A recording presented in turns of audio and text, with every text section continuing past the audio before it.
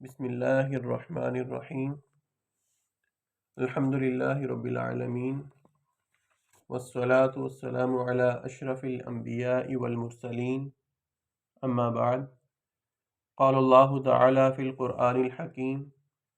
ان اللہ یرفع بهذا الکتاب اقواما ویضع به آخرین۔ احباب ذی وقار، آج سے باقاعدہ ہم قرآن کریم کی تفسیر کا آغاز کرتے ہیں۔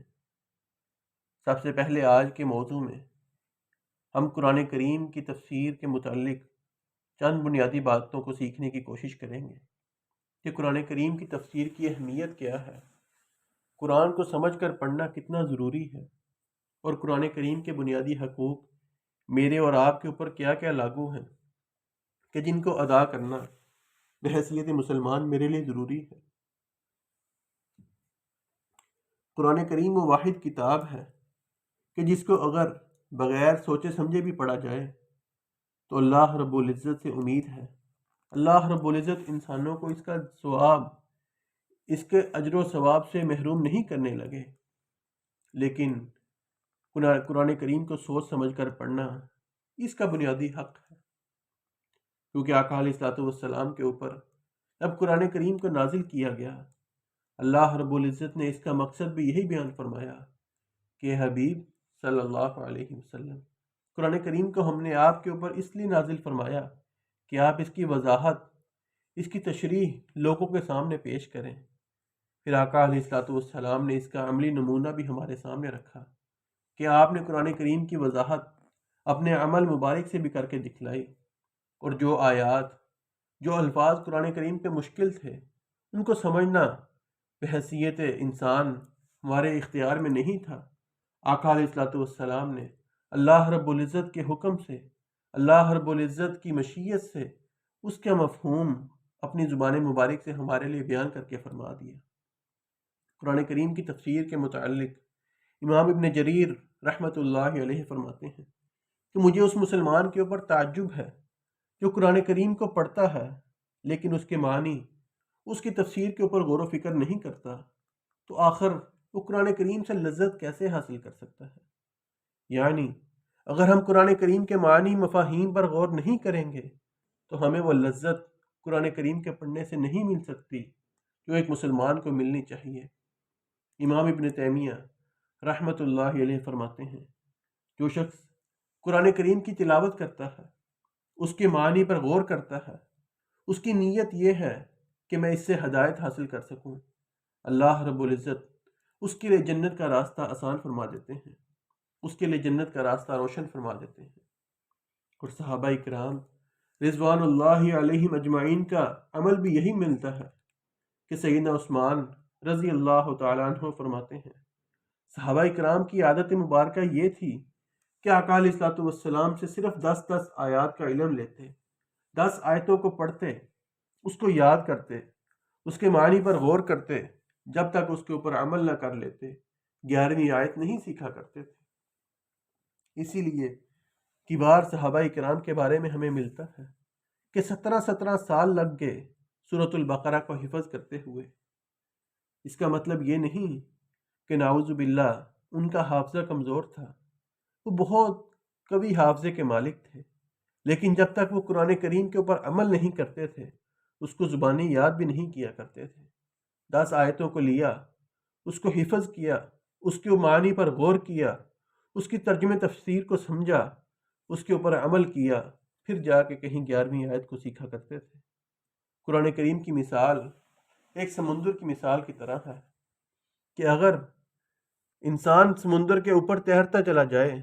تو گویا انسان قرآن کریم کو صرف اس کی تلاوت کر رہا ہے، اس کے معنی پر غور نہیں کر رہا۔ لیکن اگر آپ سمندر کی گہرائی میں جانا چاہتے ہیں، اس سے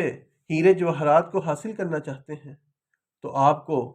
اس کے لیے سمندر کی گہرائی میں جانا پڑے گا۔ بعینہ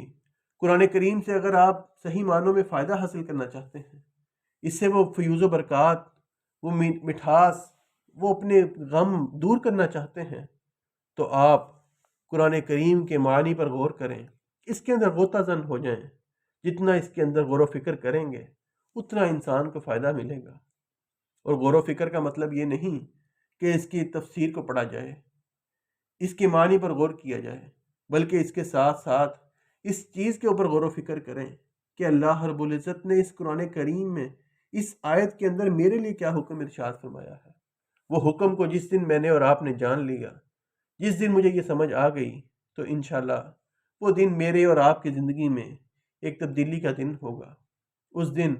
میرے اور آپ کے اندر ایک انقلاب برپا ہوگا جو میری پچھلی زندگی سے بہت ہٹ کر ہوگا، جس دن کے بعد میں قرآن کریم کے ساتھ اپنا ایسا تعلق بنا لوں گا کہ جس کی مثال ہمیں ایک دنیا کی اور مثال سے ملتی ہے۔ آپ کسی ادارے میں کام کر رہے ہیں، کسی مسجد میں آپ باقاعدہ نماز پڑھتے ہیں، وہاں کے نمازی حضرات، وہاں آپ کے آفس کے کولیگز، ان سے آپ کی سلام دعا ہو جاتی ہے، لیکن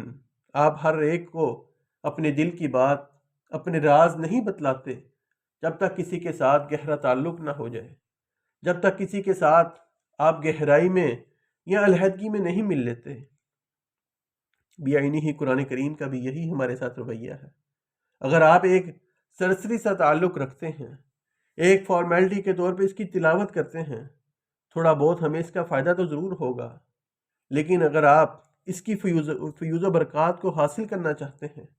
اس کے اندر جو اصل مٹھاس ہے اس کو حاصل کرنا چاہتے ہیں، تو اس کو اپنی زندگی میں اپنائیے، اس کے ساتھ وہ تعلق جوڑیے جو ایک تنہائی میں مسلمان کا قرآن کریم سے جڑنا چاہیے۔ جب میرا تعلق تنہائی میں قرآن کریم کے ساتھ اچھا ہو جائے گا تو یہ اپنے تمام فیوز و برکات کو نکال کر میرے حوالے کر دے گا، پھر میں اپنی زندگی میں اس کی مٹھاس کو حاصل کر سکوں گا۔ آقا علیہ الصلوۃ والسلام نے اپنی تعلیمات سے ہمارے سامنے کچھ قرآن کریم کے حقوق بیان فرمائے جو میرے اور آپ کے اوپر ضروری ہیں۔ بحیثیت مسلمان، قرآن کریم کا پہلا حق میرے اوپر یہ ہے کہ اس کے اوپر ایمان لایا جائے کہ یہ کتاب اللہ رب العزت کی طرف سے نازل کی گئی، جبرائیل علیہ السلام کے ذریعے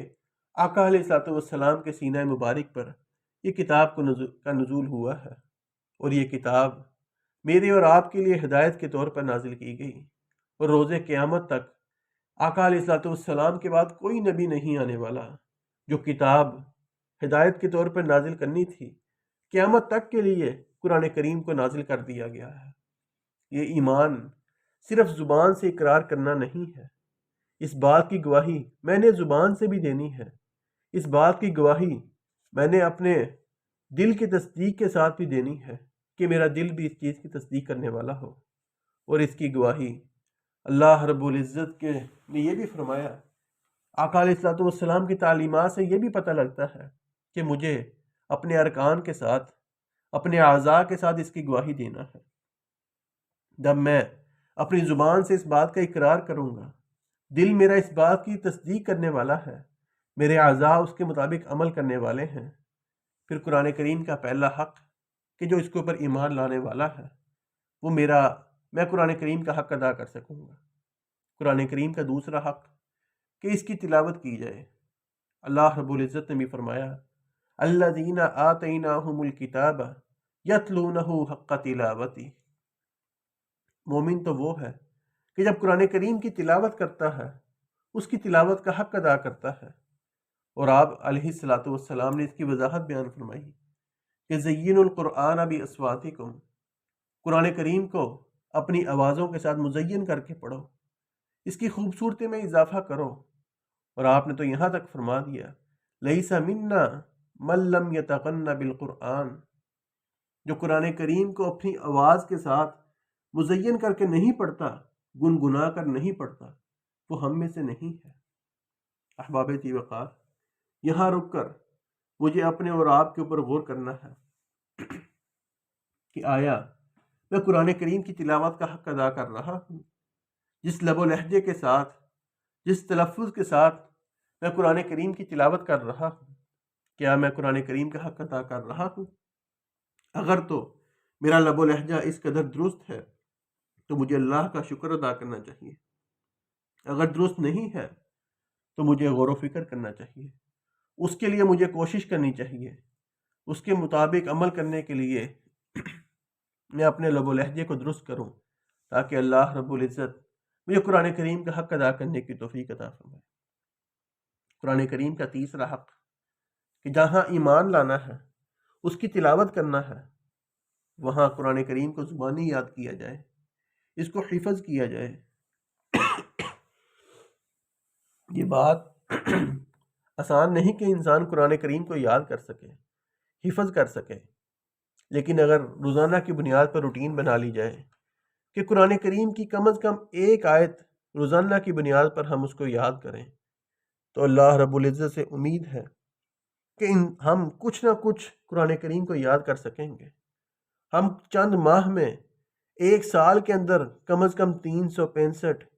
360 کتنی آیات کو یاد کر سکتے ہیں۔ کچھ آیات تو ایک ایک لفظ کی، ایک ایک جملے کی، ایک ایک لائن کی بنتی ہیں، ہم ان کو 2 3 کر کے بھی یاد کر سکتے ہیں، لیکن کم از کم کچھ نہ کچھ یاد کیجئے، تاکہ آقا علیہ الصلوۃ والسلام کے فرمان کے مطابق قیامت کا دن ہوگا، اللہ کے سامنے جب انسان پیش ہوگا، اللہ رب العزت فرمائیں گے یقال لصاحب القرآن،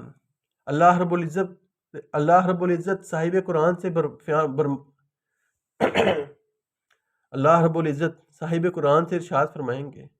اے قاری قرآن، اے صاحب قرآن، قرآن کریم کی تلاوت جس طرح دنیا میں کیا کرتا تھا، آج جنت میں اسی لب و لہجے سے قرآن کریم کی تلاوت کرتا چلا جا، جنت کے منازل، جنت کی سیڑھیاں چڑھتا چلا جا،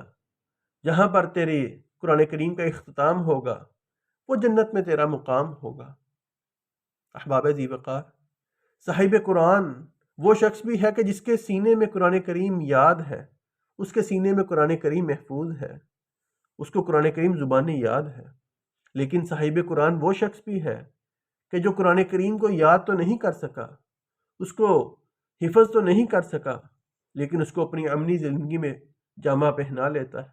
اس کے مطابق اپنا عمل کرتا ہے، تو وہ بھی صاحب قرآن ہی شمار ہوگا۔ اللہ رب العزت مجھے اس کو زبانی یاد کرنے کی بھی توفیق عطا فرمائے، اور مجھے اور آپ سب کو قرآن کریم کے مطابق اپنا عمل بھی درست کرنے کی توفیق عطا فرمائے، تاکہ قیامت کے دن میں اور آپ صاحب قرآن کی صف میں شامل ہو سکیں۔ قرآن کریم کا چوتھا حق کہ اس کی تلاوت کو سنا جائے۔ آج میں اور آپ قرآن کریم کی تلاوت کر بھی لیتے ہیں، لیکن قرآن کریم کی تلاوت کو سنتے نہیں ہیں۔ قرآن کریم کی سننے میں وہ مٹھاس، وہ حلاوت تھی جو میں اور آپ بھول چکے ہیں، اس کو کھو چکے ہیں۔ کفار مکہ، ابو جہل جو آقا علیہ الصلوۃ والسلام کا سب سے بدترین دشمن تھا، آپ کا بدترین مخالف تھا، لیکن جب آپ مکہ میں رات کے وقت تہجد میں قرآن کریم کی تلاوت کیا کرتے، وہ چھپ چھپ کر قرآن کریم کی تلاوت کو سنا کرتا تھا، وہ لذت، وہ دل کا سکون اس تلاوت سے حاصل کیا کرتا تھا۔ بلکہ آقا علیہ الصلوۃ والسلام کی خود ذات مبارکہ، جن کے اوپر قرآن کریم کا نزول ہوا، جس سے پاک ہستی اس دنیا میں آ ہی نہیں سکتی، وہ ذات مبارک بھی صحابہ کرام سے کہا کرتے کہ میرے پاس بیٹھو، مجھے قرآن کریم کی تلاوت سناؤ، میرا جی چاہتا ہے کہ قرآن کریم کی تلاوت کو سنوں۔ میں اور آپ روح کی غذا قرآن کریم کو بنا لیں تو میرے اور آپ کی تمام پریشانیاں اللہ رب العزت دور فرما دیں گے۔ قرآن کریم کو سننے کا ایک فائدہ یہ بھی ہوتا ہے کہ میں اور آپ اپنا تلفظ درست کر سکتے ہیں۔ کسی اچھے قاری صاحب کی آواز میں تلاوت کو سنا جائے تاکہ اس کے ذریعے میں اپنے لب و لہجے میں بہتری لا سکوں، اپنے تلفظ میں بہتری لا سکوں۔ قرآن کریم کا پانچواں حق کہ اس کے معنی، اس کے مفاہیم پر غور و فکر کیا جائے۔ اللہ رب العزت فرماتے ہیں کتاب انزلناہ الیک مبارک، قرآن کریم تو ایسی مبارک کتاب ہے جو آقا علیہ الصلوۃ والسلام ہم نے آپ کے اوپر نازل فرمائی، لیدبروا آیاتہ، کہ آپ اس کی آیات پر غور کریں، اس کی نشانیوں پر غور کریں، اور اس کے اندر نصیحت حاصل کرنے والوں کے لیے نصیحت ہے۔ کہیں اللہ رب العزت نے فرمایا افلا یتدبرون القرآن، کیا یہ لوگ قرآن کریم کے اوپر غور و فکر نہیں کرتے؟ ام علی قلوب اقفالها، یا ان کے دلوں پر اللہ رب العزت نے تالے لگا دیے ہیں کہ نعوذ باللہ میرے اور آپ کے دل کے اوپر تالا لگ چکا ہے کہ جو میں ان کی آیات پر غور نہیں کرتا۔ ہمیں چاہیے قرآن کریم کی جہاں تلاوت کریں، قرآن کریم کو جہاں سنیں، وہاں اس کی آیات پر غور بھی کریں۔ 6واں حق جو قرآن کریم کا میرے اوپر لازم ہے، اس کے مطابق عمل کریں۔ جیسے صحابہ اکرام کا عمل ہم نے سنا کہ 10 آیات کو سیکھتے، اس کے مطابق عمل کرتے، مجھے بھی چاہیے اصل مٹھاس، اصل لذت قرآن کریم کی حاصل کرنی ہے تو اس کو پڑھنے کے ساتھ ساتھ اس کے اوپر عمل بھی کریں تاکہ ہماری زندگی میں کوئی تبدیلی آ سکے۔ آخری حق جو قرآن کریم کا میرے اور آپ کے اوپر ہے کہ اس کو پڑھ کے لوگوں تک اس کی تعلیمات کو، اس کے احکامات کو پہنچایا جائے، کیونکہ آقا علیہ الصلوۃ والسلام نے فرمایا جو انسان کسی کی نیکی کی طرف رہنمائی کرتا ہے، نیکی کی رہنمائی کرنے والے کو اتنا ہی اجر و ثواب ملے گا جتنا نیکی کرنے والے کو ثواب ملے گا۔ آپ نے کسی کو صحیح رہنمائی کر دی، جب تک وہ اس کے مطابق عمل کرے گا، آپ کے نامہ اعمال میں عمل کرنے والے کے برابر اجر و ثواب کا اضافہ ہوتا چلا جائے گا۔ لیکن یہاں رک کر یہ بات بھی یاد رکھیے کہ اگر آپ نے کسی کی رہنمائی غلط کام کی طرف کر دی، کسی گناہ کے لیے کسی کے لیے راستہ آسان کر دیا، جب تک وہ گناہ کرتا چلا جائے گا، اس کا گناہ آپ کے نامہ اعمال میں بھی لکھا جائے گا۔ جتنا گناہ اس کے نامہ اعمال میں گناہ کرنے کی وجہ سے لکھا جائے گا، بعینی ہی اتنا گناہ آپ کے نامہ اعمال میں بھی لکھا جائے گا۔ آج سوشل میڈیا کا دور ہے، میں اور آپ واٹس ایپ پہ اسٹیٹس لگاتے ہیں، سنیپ چیٹ یوز کرتے ہیں، کہیں وہ انسٹاگرام پہ یا فیس بک کے اوپر ہم جانے انجانے میں کوئی گانا شیئر کر دیتے ہیں۔ جتنے سننے والوں کو گناہ ہوگا اتنا ہی گناہ میرے نامہ اعمال میں بھی لکھا جائے گا۔ اگر 20 سے 25 ممبرز میرا اسٹیٹس سن لیں، وہاں سے اس گانے کو یاد کر لیں، جب تک وہ گانا ان کے ذہن میں رہے گا، ان کی زبان پہ رہے گا، اس کا گناہ میرے نامہ اعمال میں بھی لکھا جائے گا۔ یہ نہ ہو کہ ہم اپنے گناہ تو بخشوا لیں لیکن لوگوں کے گناہوں کی وجہ سے،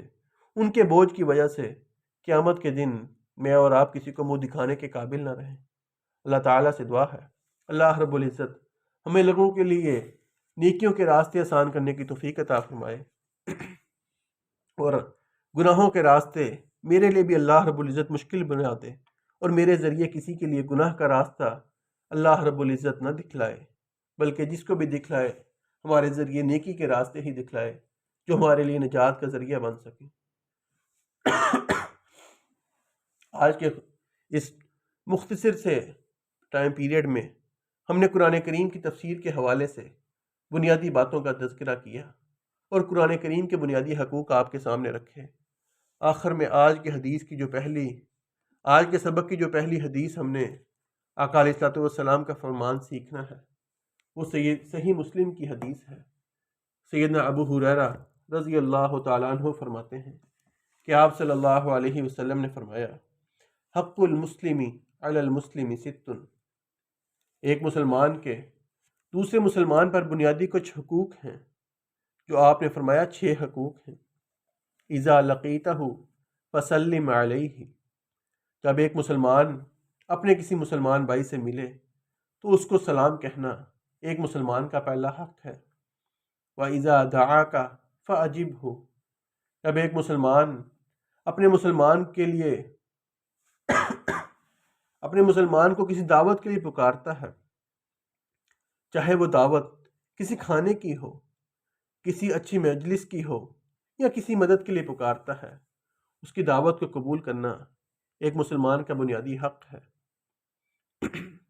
وَإِذَا اسْتَنصَحَكَ فَانصَحْهُ، جب ایک مسلمان اپنے مسلمان بھائی سے مشورہ طلب کرتا ہے، اس کی اچھی رہنمائی کرنا ایک مسلمان کا بنیادی حق ہے۔ وَإِذَا عَطَسَ فَحَمِدَ اللَّهَ فَشَمِّتْهُ، ایک مسلمان کو چھینک آئی، چھینک مارنے کے بعد اس نے الحمدللہ کہا، سننے والے کے لیے لازم ہے اس کی چھینک کا جواب دے، یرحمک اللہ کہے۔ وَإِذَا مَرِضَ فَعُدْهُ، ایک مسلمان بیمار ہو گیا، اس کی عیادت کرنا ایک مسلمان کا 5واں حق ہے۔ اور آخری حق جو اس دنیا کے چلے جانے کے بعد ہے، وَإِذَا مَاتَ فَاتَّبِعْهُ، دنیا سے مسلمان چلا گیا، اس کے جنازے میں شرکت کرنا ایک مسلمان کا بنیادی حق ہے۔ یہ 6 حقوق صحیح مسلم کی حدیث میں آپ نے بیان فرمائے۔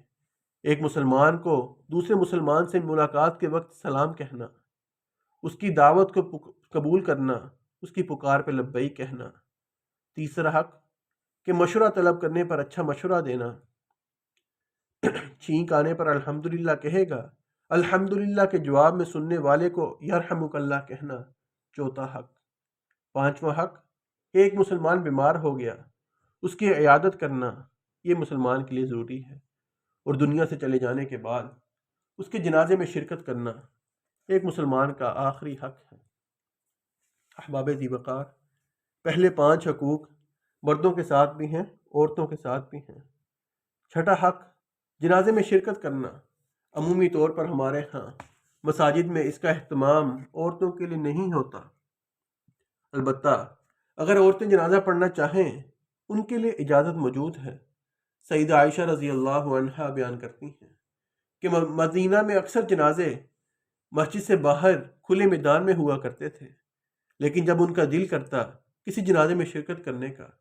وہ صحابہ کرام کو حکم دیتی کہ آپ جنازہ مسجد میں کریے تاکہ ہم بھی، عورتوں کی جماعت بھی، اس جنازے میں شرکت کر سکیں۔ اگر ہمارے ہاں انتظام ہو، عورتیں نماز جنازہ میں شرکت کر سکتی ہیں، لیکن اگر انتظام نہیں بھی ہوتا، بحیثیت مسلمان ایک عورت کو نماز جنازہ کا طریقہ بھی سیکھنا ہے، کیونکہ بیت اللہ میں، مسجد نبوی میں صلی اللہ علیہ وسلم جب ہم جاتے ہیں، وہاں نماز کے بعد جنازے ہوا کرتے ہیں، وہاں تو عورتوں کے لیے بھی اہتمام موجود ہے۔ اگر مجھے اور آپ کو نماز جنازہ کا طریقہ نہیں آتا، اس کی دعا یاد نہیں، تو میں اور آپ جنازے میں کیا مانگیں گے؟ ایک مسلمان کا بنیادی حق ہے کہ اس کے جنازے میں خلوص نیت کے ساتھ اس کے لیے دعا کی جائے۔ جب مجھے اور آپ کو اس کے جنازے کی دعا نہیں یاد، تو میں خالص نیت کے ساتھ اس کے لیے کیا مانگوں گا؟ مجھے اور آپ کو چاہیے نماز جنازہ کا طریقہ سیکھیے، ان کی دعاؤں کو یاد کیجیے، تاکہ اللہ رب العزت مجھے دوسروں کے جنازے میں خلوص نیت کے ساتھ شامل فرمائے، اور جس دن میں دنیا سے جاؤں تو میرے جنازے میں شرکت کرنے والے بھی وہی لوگ ہوں جو خلوص نیت کے ساتھ میرے لیے دعا کر سکیں اور میری نجات کا ذریعہ بن سکیں۔ اللہ تعالیٰ سے دعا ہے اللہ رب العزت ہمیں بنیادی باتوں پر عمل کرنے کی توفیق عطا فرمائے۔ اور اس کے ساتھ ہی آج کے لیکچر کا اختتام کرتے ہیں۔ کل انشاءاللہ سورۃ الفاتحہ کی فضیلت کے بارے میں اور سورۃ الفاتحہ کے ترجمے پر ہم غور کریں گے۔ اللہ تعالیٰ ہمارے لیے آسانیاں پیدا فرمائے، قرآن کریم کو ہمارے لیے اوڑھنا بچھونا بنائے، اور قیامت کے دن قرآن کریم کو میرے اور آپ کے حق میں سفارش کرنے والا بنائے۔ وآخر دعوایا ان الحمد للہ